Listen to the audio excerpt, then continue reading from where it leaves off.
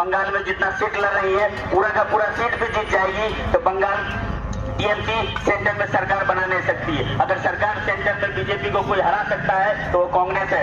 इसीलिए हम भाइयों से कहना चाहते हैं डायरेक्ट वोट नहीं, इनडायरेक्ट वोट ना देके डायरेक्ट वोट दीजिए उस नेता को जो नेता आपके साथ आपके लिए हमेशा खड़ा रहता है। एक शायरी बोल के मैं अपना भाषण को ये खत्म करूंगा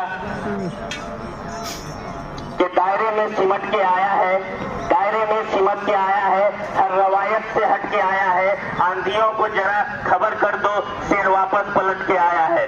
आदाब। অনেক অনেক ধন্যবাদ গোলাম হোসেনকে। এখন আমাদের সামনে বলবেন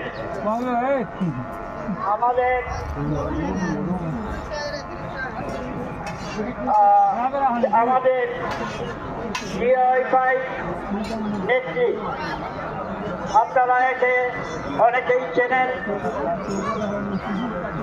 প্রয়াত কমরেড অশোক সিংয়ের বেটা বউ। अगर आप लोगों को किसी को पता हो तो थोड़ा सा मेरी याददाश्त कमजोर है, दुरुस्त कर दीजिएगा।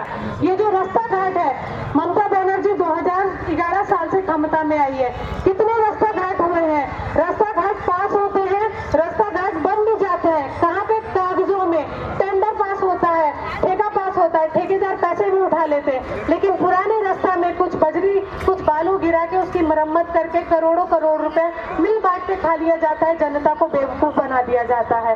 आज आपको ममता बनर्जी के जो नुमाइंदे हैं वो सीए एनआरसी का डर दिखा रहे हैं।